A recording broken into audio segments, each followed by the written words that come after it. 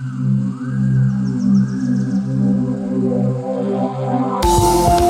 fundamento, podcast que difunde información y democratiza conocimiento. Con fundamento, si quieres descubrir nuevas historias, conéctate con fundamento.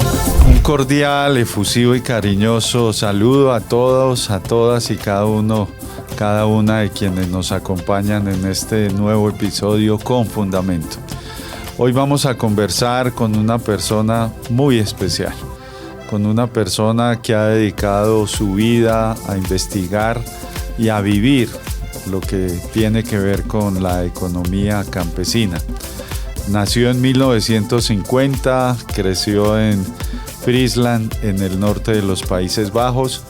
Después de terminar exitosamente su secundaria y la preparatoria en la ciudad de Sneek, estudió en la Universidad Agrícola de Wageningen, en Países Bajos. Allí se graduó como ingeniero agrónomo en el año 76. Se especializó en la sociología de países en desarrollo, economía de desarrollo y en métodos y técnicas de la investigación social. Tiene innumerables líneas de investigación que tienen que ver obviamente con la economía campesina en países europeos, en países sudafricanos, en obviamente países europeos, asiáticos, y nos visita al SENA con el fin de reforzar toda esa estrategia que nosotros llevamos a cabo a través de la economía campesina y de nuestro programa Campesena. Estamos hablando entonces de Jan van der Ploeg, un exquisito académico, pero sobre todo, y lo que es más importante, un gran ser humano, una persona que dedica su vida y que dedica su tiempo a compartir con los campesinos. Es una persona de valores que merece relevancia y que merece mucha consideración. Yo voy a través de esta conversa a llamarlo Jan, que es como lo más fácil. Jan, de verdad muchas gracias por estar con nosotros, por habernos permitido durante todos estos días compartir contigo y pues entender mucho más el concepto de economía campesina, pero también reforzar algunas de las convicciones que nosotros así muy salvajemente, ignorantemente teníamos, pero con la presencia tuya, insisto, la reforzamos. ¿Cómo podríamos nosotros definir campesino o campesina? Mira, Jorge, hay la respuesta breve y hay la respuesta un poco más complicada. La respuesta breve me dio un campesino, un líder campesino de Francia, que me decía: mira, yo soy campesino, pues vivo de la tierra. Es así, ¿no? Vive de la tierra. Entra en contacto con la naturaleza, con la tierra, con el agua, con las plantas, con el ganado. Entonces produce, va al mercado, parte también para la casa y vive de eso, y tiene, eso es muy importante, sus esperanzas están vinculadas a esta vida en el campo, en la producción. No siempre la esperanza, la curiosidad, se podría hacer un poco mejor, se podría seleccionar semillas mejores o mejorar a las vaquitas. Entonces eso parece muy modesto, pero cuando eso pasa por millones y millones, y tenemos 600 millones de campesinos en este mundo, ¿no? Cuando esto pasa en 600 millones de situaciones, entonces se construye una fuerza que realmente empuja para adelante la agricultura mundial. El campesinado, su trabajo, la cualidad de su trabajo, la cantidad de su trabajo ha sido y todavía es una fuerza motriz del desarrollo rural, del crecimiento agrícola. Lástimamente que hay tantas teorías en este mundo que ignoran eso, que hay tantas fuerzas políticas y sobre todo las grandes empresas que más bien consideran al campesinado como un factor que prohíbe que el capital expanda sus operaciones, entonces hay luchas en todos lados. Pero estas luchas están en las calles, están en las grandes demostraciones, están en las manifestaciones, pero eso no hay que olvidar nunca. Se da también en la práctica, en el mismo trabajo. No por nada, cuando se encuentra un campesino aquí en Colombia, se le pregunta, hoy, don Juan, ¿qué tal? Pues, hombre, luchando la vida. ¿No? Esto es la respuesta. Entonces,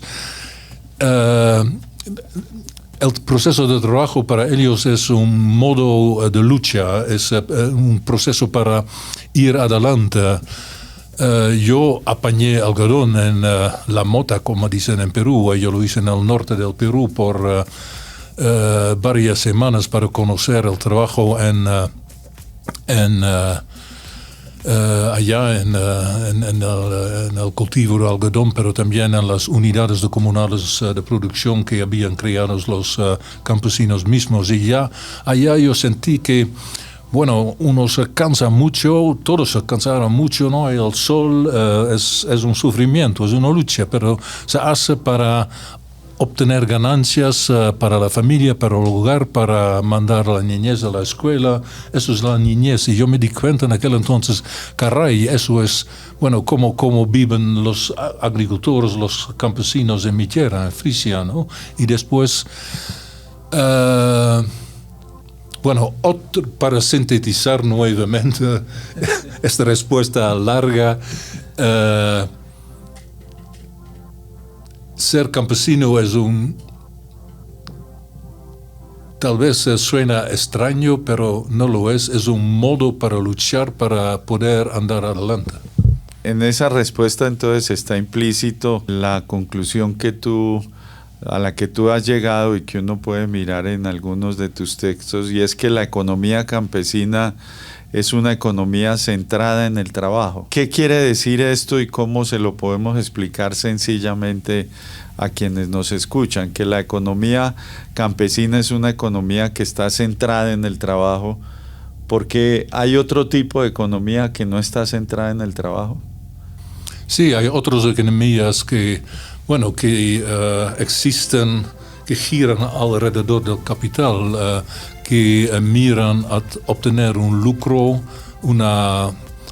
para el capital. En la economía de trabajo es el mismo trabajo que es espina dorsal, y esto se expresa en muchas maneras. La economía de trabajo crea los procesos de producción, crea empleo y también tiene como finalidad no llegar al lucro más alto para el capital, pero tiene como finalidad llegar al ingreso de trabajo para todos los que participan en el trabajo mismo, ¿no? Entonces también en cuanto al desarrollo, no es la acumulación del capital que define qué tipo de desarrollo que tendremos, pero son las necesidades y las esperanzas y el mismo trabajo de estos multitudines en el campo, ¿no? que funcionan como fuerza motriz que desarrollan a la agricultura. Entonces también los resultados son muy diferentes. La economía de trabajo, de que la agricultura campesina es parte, da una sociedad diferente de aquel que surge de la economía del capital. Entonces, por razones históricas y también por la herencia muy importante de los pensamientos de Marx y tantos otros, conocemos bien a la economía del capital, pero hemos olvidado un poco estudiar a la vez la economía de trabajo. Han habido intentos a lo largo de la historia en todo el mundo. Me refiero, por ejemplo, a Chayanov, un gran pensador ruso, hay otros en muchos sitios, pero hay que desarrollarlo más, ¿no? Todavía para muchos la economía de trabajo es algo enigmático y yo noto que en tantas instituciones hay ignorancia en cuanto a la economía de trabajo y especialmente la economía campesina. Para entender bien la economía de trabajo es más amplio, va más allá de la agricultura campesina, ¿no? A través de la historia han habido tantas formas y también a lo largo del mundo. Por ejemplo, toda esta economía informal es parte de la economía de trabajo. ¿Cómo se llama? El artesanato, ¿no? Por ejemplo, toma los médicos. No trabajan para un boss, ¿no? Trabajan por su cuenta mismo, con sus propios conocimientos, con sus propios... son parte de la economía de trabajo y así se puede continuar. Los que hicieron los muebles, los carpinteros, todo eso, ¿no? Hay otras formas. Un ejemplo muy lindo es Mondragón en España, donde con la ayuda de la Iglesia y el movimiento socialista han construido una economía de cooperativas industriales, de negocio, de agrícolas, ¿no? Que componen un conjunto interesante, una expresión específica de la economía de trabajo. Y el importante es que cuando había el crisis económico en España, esta realidad Mondragón, ha sido capaz de sobrevivir, mientras que las industrias capitalistas cerraron, etc. Entonces no hablamos de un detalle así nomás que está escondido allá en el rinconcito, pero hablamos de una realidad bien importante. Y ahí también lo que siempre me ha interesado en el SENA. Ustedes, los asesores, los técnicos, van a las veredas, ¿no? Van a la periferia, a las zonas olvidadas de otros, van a los tugurios, van allá donde está la gente que tiene, como lo único que tienen es su trabajo, su fuerza de trabajo, ¿no? Y ustedes están capacitando a esta gente, formándolas, pero también es algo muy cariño. Jan, al campesino, y es una paradoja en la que yo todavía no encuentro una respuesta, al campesino entonces se le quiere llevar adelante a través de la asociatividad para que produzca, para que exporte productos. ¿Cómo hacer para que eso no acabe con la economía campesina, que es quizá una nueva forma de economía? Es decir, ¿cómo lograr un equilibrio entre esa posibilidad o ese sueño que tenemos de ver a campesinos prósperos, de ver a campesinos económicamente bien, sin que ellos vuelvan o se conviertan en capitalistas, en personas que únicamente piensen en el lucro? ¿Cómo lograr ese equilibrio? Sí, eso es una observación muy justa, una pregunta bien precisa. Tengo que iniciar mi respuesta diciendo que a lo largo de la historia las comunidades campesinas siempre han sido capaces de una u otra forma de reequilibrar la riqueza dentro de la comunidad. Por ejemplo, en las comunidades holandeses, en la agricultura, las comunidades rurales, un agricultor rico con recursos, la regla era que tocaba a él a experimentar con tecnologías nuevas, de seleccionar el ganado, pues él era rico, entonces podría soportar el riesgo que venía con estas actividades. Y tenía el deber de ayudar a los demás. Si era necesario, él organizaba las fiestas, pero también dio crédito informal.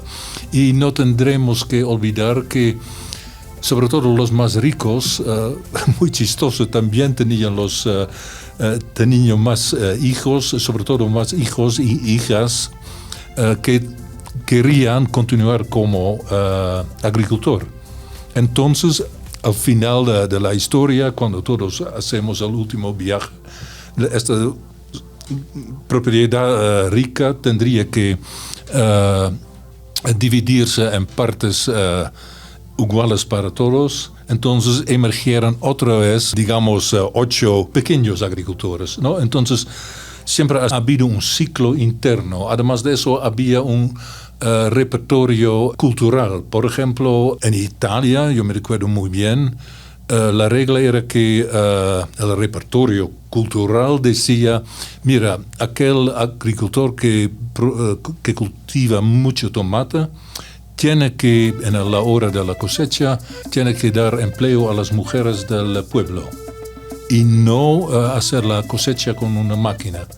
Entonces, una regla bien fuerte, ninguno quería, meterse al lado de la comunidad.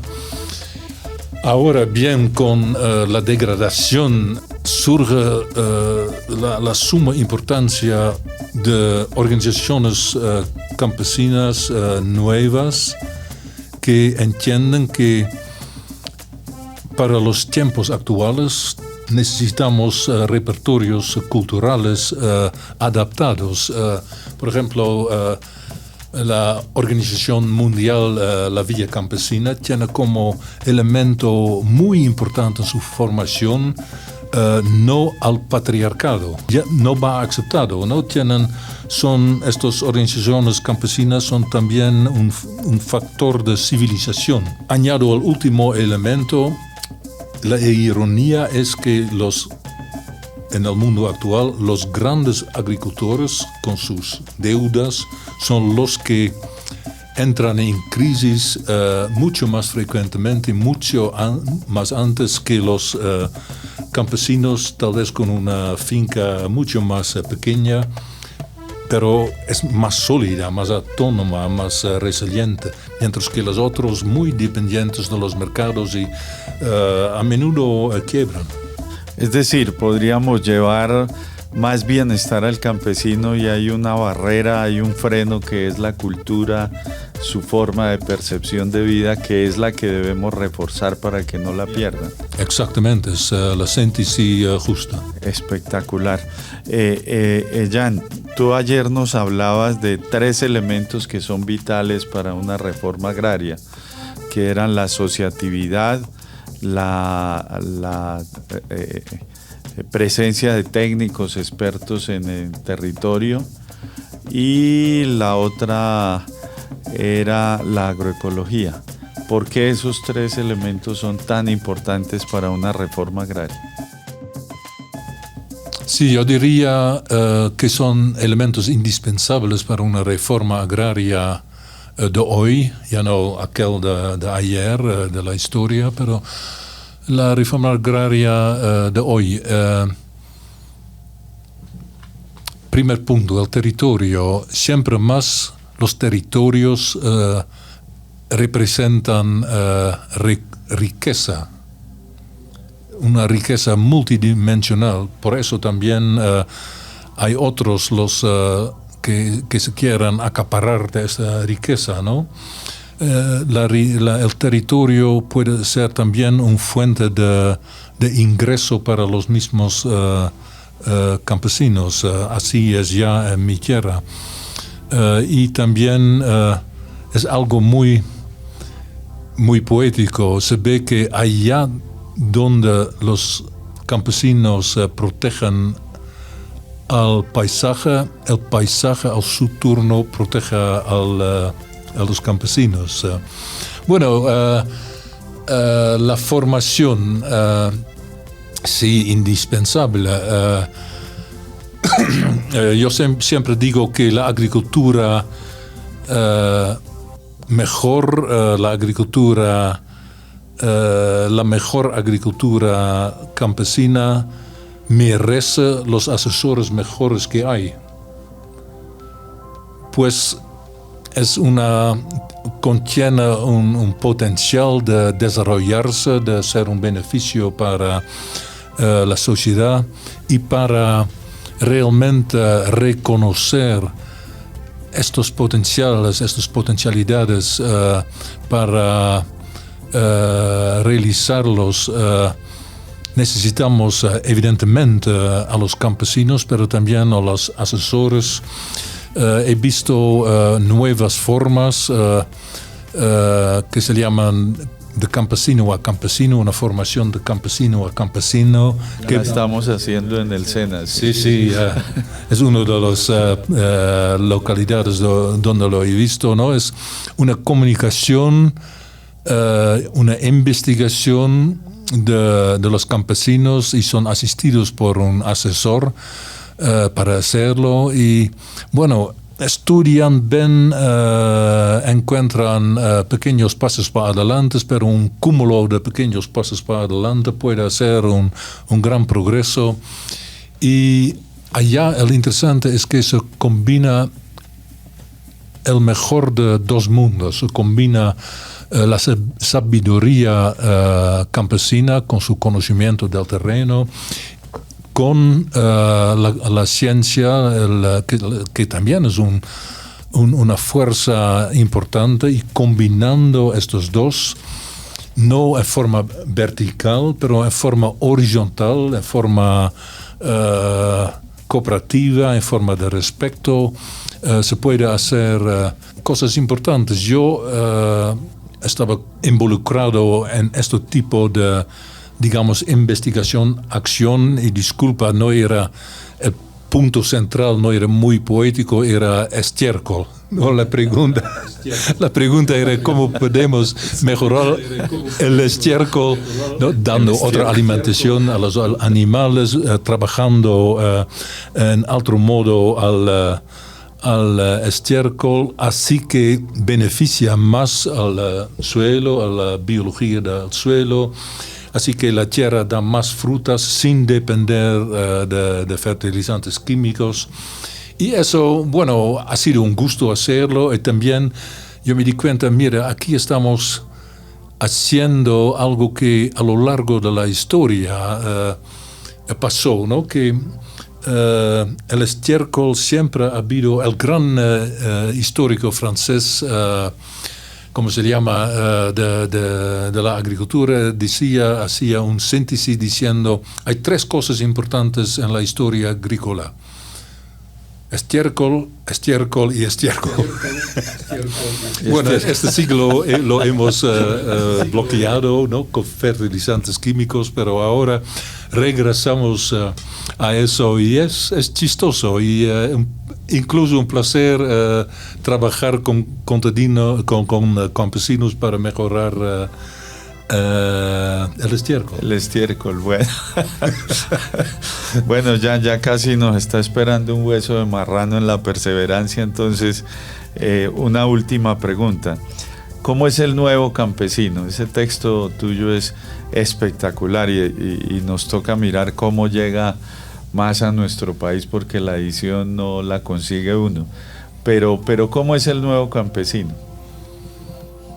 El título, para entenderse bien, es también una provocación, ¿no? Pues tanta gente, y también a la ciencia, dice, no, el campesino es del pasado.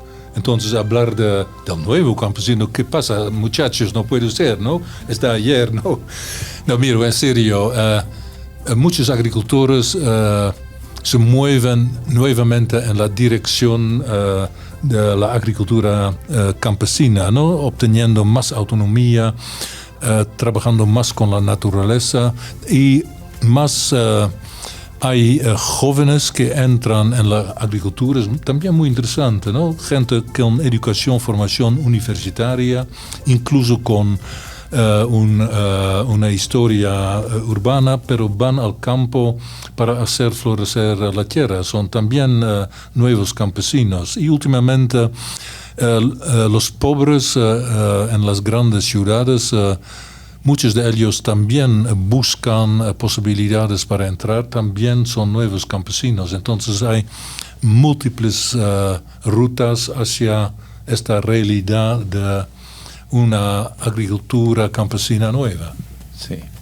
Bueno, finalmente ya es como un dato más curioso. ¿Qué textos de Chayanov deberíamos nosotros como leer para entender mejor esta realidad? Porque veo que es uno de tus autores preferidos para explicar todo este proceso de economía campesina.